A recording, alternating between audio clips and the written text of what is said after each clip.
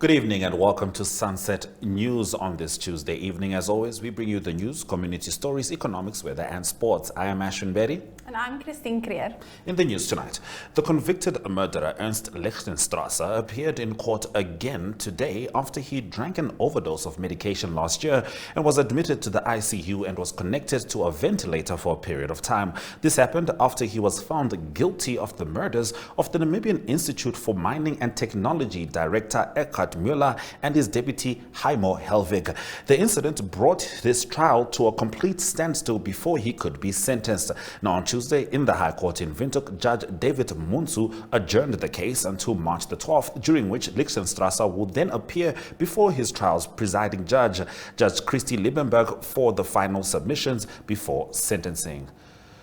All right, so Christian, you've been on this court case for a while. Could you give us a little bit of background on how long it's been ongoing and what's the latest status?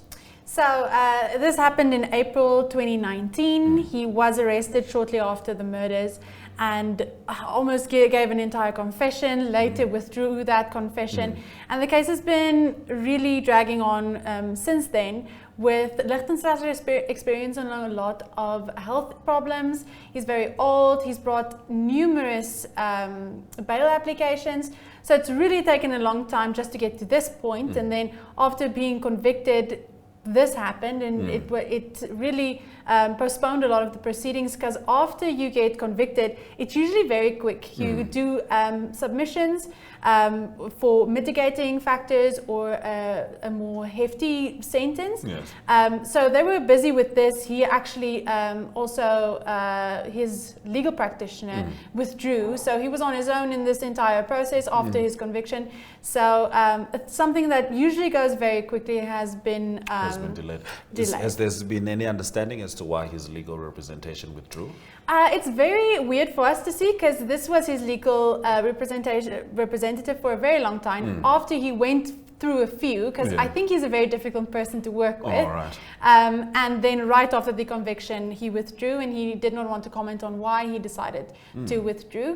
And then Lichtenstrasser took the stand to testify in his own mitigation of sentence, which I think his legal practitioner would have told him to they would have advised against that generally. Yes. You know, sometimes people don't realize that law is a language. So it's not about what you know, it's about who speaks the language regularly, and lawyers just speak that language. And it's better to have them represent you. And a legal practitioner usually knows if you will be seen as a credible witness, or how throughout your proceedings, how the court may perceive you. Yes. So I think he decided then to do everything on his own. He still does not have a legal representative. Wow. So he's in March they will do submissions again, continue with that process, and then they will schedule for sentencing. All right, we'll certainly be keeping an eye on that one.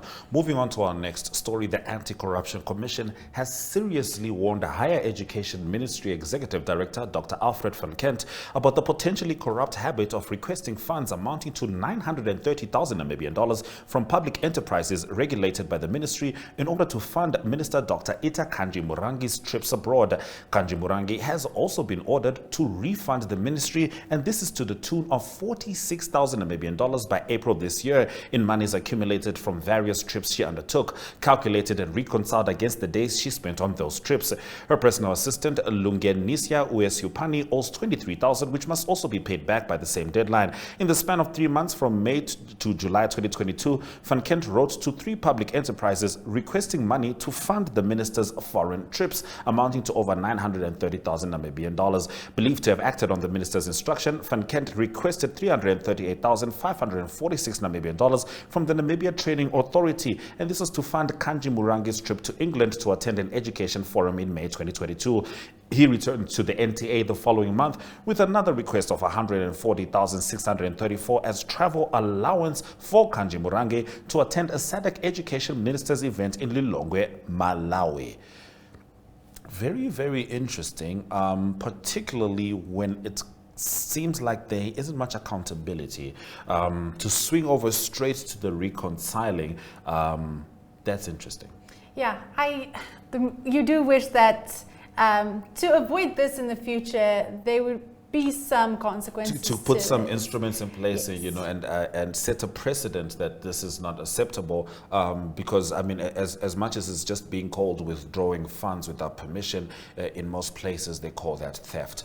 Now, the Swakop Uranium Foundation's Investing in Education campaign donated 600,000 Namibian dollars to 3 schools in the Irongo region. They pledged 500,000 to Namib High School for the renovation of the girls' hostel, which is in dire need of support, while the Swakopmund Secondary School will receive 100,000 Namibian dollars for the renovation of one of its computer labs. Swakop Uranium's vision is to create a better Namibia for all through lending their support to causes that uplift the communities and bring prosperity to the nation. The Swakop Uranium Foundation's Investing in Education campaign falls under the foundation's pillar of education and childhood development.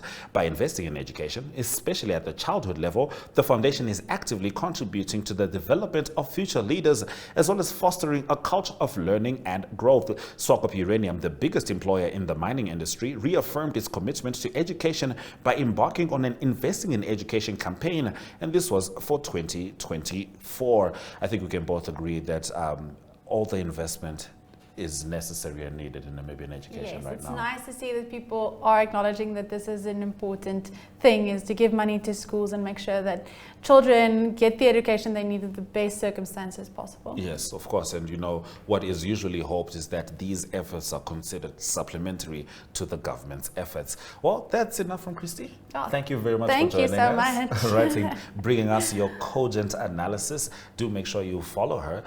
Naskoff, she always makes sure that she lets you know the latest happening over there. However, in community news, CAN CEO Rolf Hansen talks about the outreach projects starting next week. Stay with Sunset News. We are all seeking connection to each other, to the world, to the spaces we exist in. Is het van Seil wat hom kom uitrol hier van die posisie.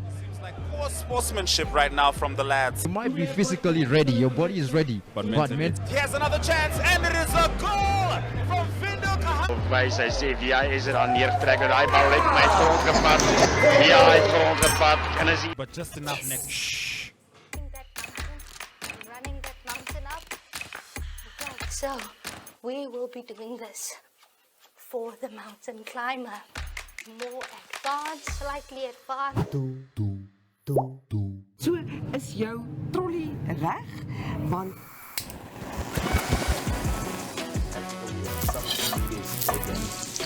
I love that. I love that. So then Kickstart our countdown at number 5 with this one.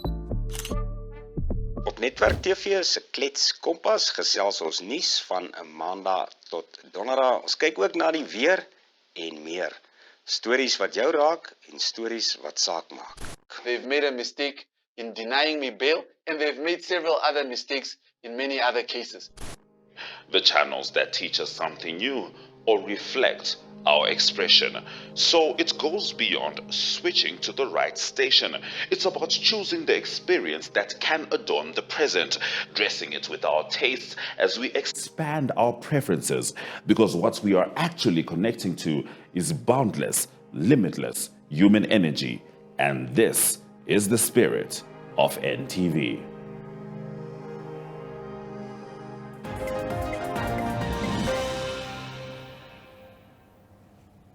In community news, Rolf Hansen of the Cancer Association talks about the outreach projects which are starting next week.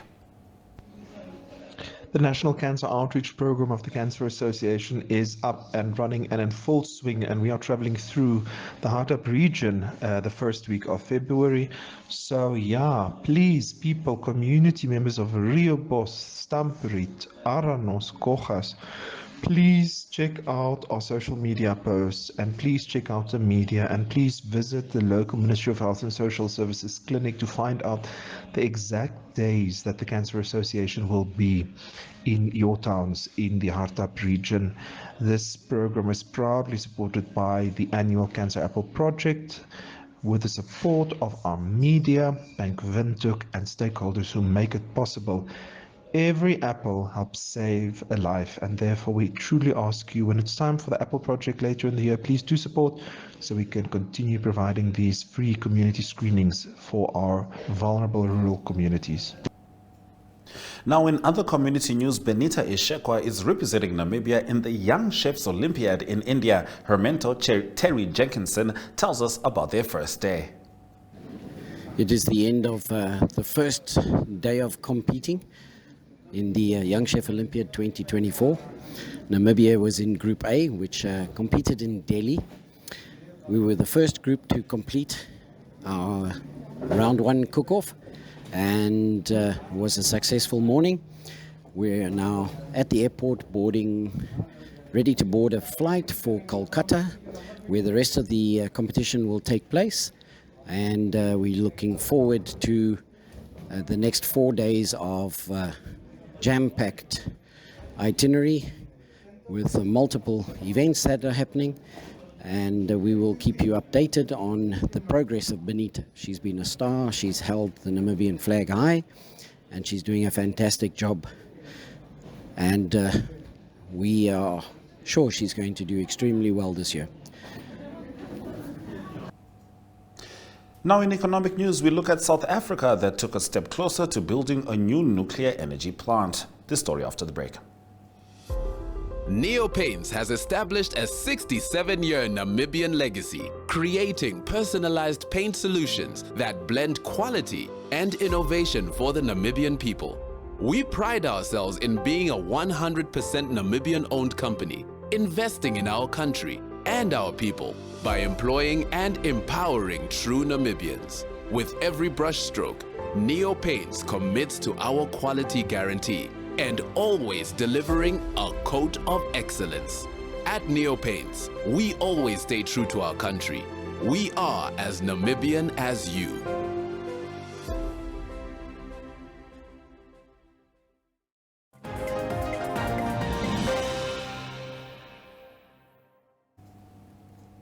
South Africa's Minister of Electricity, Kosiyentsho Ramakgopa, took another step closer to building new nuclear energy plants in the country on Friday by gazetting a notice under the Electricity Regulation Act that the government intends to procure 2,500 megawatts of nuclear energy. A determination under the ERA is an essential first legal step to procuring new energy. Eskom will be the buyer of the electricity, and the Department of Mineral Resources and Energy will be the government department that manages the procurement and construction of the plant, according to Friday's notice. Bias, the ANC government has a long-standing bias towards nuclear power, despite the construction costs being far higher than other technologies. The 2,500 megawatts of nuclear energy was included in the previous Integrated Resource Plan of 2019, even though there was no case for it either from a capacity or a cost point of view. Let's swing over to the indicators. The Namibian dollar trades at 18.81 next to the US dollar. 2.62 Namibian dollars gets you 1 Chinese yuan. 23.86 means you can get a British pound, and for 1 euro you get 20.36 Namibian dollars. Let's look at commodities. Copper, Brent crude oil and platinum are all in the red, while gold on $2,035.33 US dollars per ounce is in the green. In international news, we take a look at how business in Egypt is donating towards Palestine's struggle.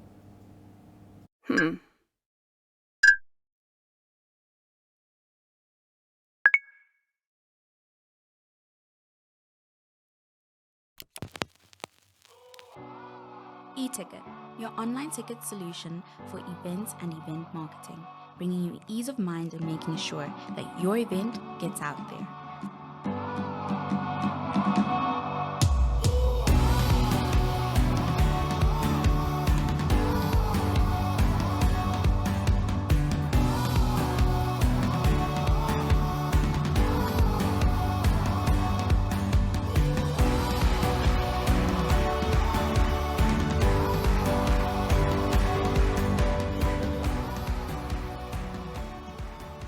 For more information, contact events@nhom.com.na.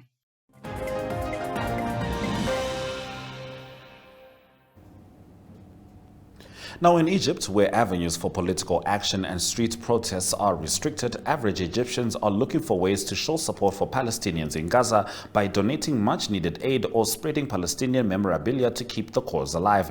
At an Egyptian coffee shop, #FreePalestine cups fill the venue, where owners say they want their customers to think about Palestinians in Gaza every time they drink their morning coffee. TBS Holding decided to design the unbranded cup showing the hashtag and a pre-1948 map designed with colors of the Palestinian flag, with a slogan reading, "It's a wake-up call, not a wake-up coffee." The company's general manager for retail business, Wael Dovidar, told Reuters. With other brands inside and outside Egypt using the design, managers said the cup is available in the company's 55 branches in Egypt, with 20% of coffee sales proceedings donated for Gaza via the Egyptian Red Crescent. The company produced 73,000 cups in mid-October, expected to cover the sales for 3 months. However, the cups were sold out within a month, the manager said. Nearly 85,000 cups have been produced in December and 100,000 cups are expected to be sold this month, the company added. Selling textile products, Mardini designed cushions with the Palestinian keffiyeh with tags bearing the names of 300 children who were killed during the war. Nearly 80% of the sales were donated to Palestinians in Gaza. Initially planning to sell 200 pieces, Mardini sold more than 1,000 pieces inside and outside Egypt, collecting nearly 7,250 from international sales and $2,232 from local sales for Gazan children. Stay with us as we swing over to the next story. French farmers continued to hold roadblocks on highways near Paris today and beyond in a bid to press the government to do more to ease norms and help them make a living. Farmers, who also want measures against cheap imports, were hoping for more support from new Prime Minister Gabriel Attal, who will spell out his policy plans from the Agriculture Minister, also expected to make announcement. Drone images showed a line of tractors parked in the A4 highway towards Paris, as farmers said that they were determined to keep the blockades up as long as needed. The protesters follow similar action in other European countries, including Germany and Poland, ahead of European Parliament elections in June, in which the far right, for whom farmers represent a growing constituency, is seen making some gains. Those have been our international news stories on Sunset News. Stay with us as we head to the weather. Welcome to My.NA Cars, your ultimate destination for everything automotive. I am your host, Diana Master. Teamwork makes the dream work, right? Discover the latest models, innovative technologies, and expert insights from our passionate hosts. Learn essential maintenance tips and get exclusive behind-the-scenes access to the automotive industry. Don't miss My.NA Cars on NTV every Thursday at 2100 hours. Tune in and ignite your passion for automobiles.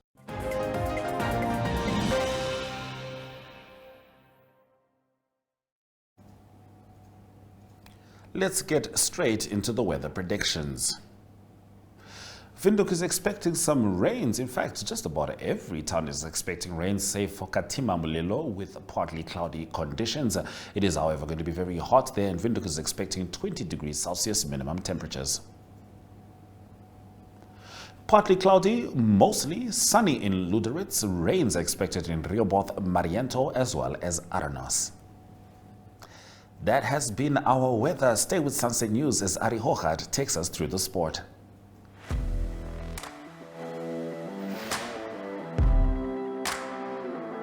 Hello and welcome to today's Sports Rep Show. I am your host, Jesse Jackson Kauraita.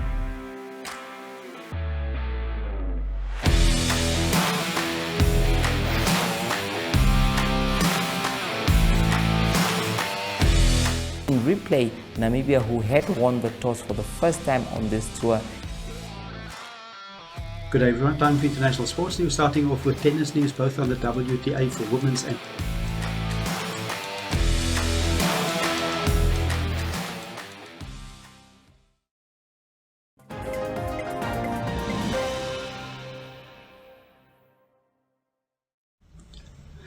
Good day everyone, time for international sports news and starting off with tennis news first. Australian Open, and it is semi-finals time, still a few quarter-final games being played. Also, it is week 2, the finals will be over the weekend. On the women's side of the draw, there's a big semi-final, that is number 2 and number 4 seed that will play. It is Aryna Sabalenka, and she will play against Coco Gauff. Aryna Sabalenka number 2 seed, Coco Gauff number 4 seed, and that is in the semi-final of the tournament for a place in the final. And it is Aryna Sabalenka that is the defending champion champion and also in good form. And also a great performance by Diana Yastremska. She is from the Ukraine. She's 24 years old and a qualifier into the tournament, but she's through to the semi-final after beating Linda Noskova by 6-3 and 6-4. She's trying to win in the semi-final, will put her into the final, and the last time that happened with a qualifier was Emma Raducanu when she won the US Open in 2021. In the men's side of the draw, it is Daniel Medvedev. He's number 3 seed, and he beat Hubert Hurkacz. He's the number 9 seed in 5 sets. It was 6-4 in the 5th set, and he's also into the semi-final. That is Daniel Medvedev. The other semi-final will be played between Novak Djokovic, the number 1 seed, and Yannick Sinner. And it is Novak Djokovic that's a defending champion, and he's also won 24 Grand Slams, and he's won 10 Australian Open titles. And moving on to cricket news, it is India that will host England in a 5-test series, and the first one will start on Thursday, the first test in Hyderabad. And it is England that announced they will play 3 spinners in the test and only 1 seam bowler. Only Mark Wood will be in the team as a seam bowler, and it is 3 spinners, Tom Hartley making his debut, then also Jack Leach and Rian Ahmed that will play in the first test. Ben Stokes is the captain. He's also playing, but he's still battling with the knee injury and will only bat in the game. Also, it seems that India will also play 3 spinners in the test match, and also earlier setback for them when Virat Kohli announced that he will not be able to play in the first 2 tests, and that is because of personal reasons. And to conclude today's international sports news, it's rugby news, and it is the Six Nations European Championship that will start on the 2nd of February, and it is France that will host Ireland in Paris. Massive game that might also be the decider of the tournament, starting with the first game. Those are the 2 form and favourite teams in the Six Nations. On the 3rd of February, on the Saturday, it will be Italy that will host England, and Wales will be at home playing against Scotland. And it is England that announced that Ollie Lawrence is injured. He's the centre, and he won't be able to play against Italy. Also, there's lots of pressure on the backline then for England, because Owen Farrell also announced that he won't be available for the Six Nations, and that is also because of personal reasons related to mental well-being. And also it is Owen Farrell that announced that he will leave Saracens, that is after 13 years of rugby at Saracens. He will sign for Racing, or he did sign for Racing 92, that is a French top 14 side, and that will be from the 1st of July. It's a 2-year deal that he signed, and he played more than 200 games for Saracens. That is Owen Farrell. That's international sports news for today. Hope you have a great sport day, and we talk international sport again tomorrow. Goodbye. Neo Paints has established a 67-year Namibian legacy, creating personalized paint solutions that blend quality and innovation for the Namibian people. We pride ourselves in being a 100% Namibian-owned company, investing in our country and our people by employing and empowering true Namibians. With every brushstroke, Neo Paints commits to our quality guarantee and always delivering a coat of excellence. At Neo Paints, we always stay true to our country. We are as Namibian as you.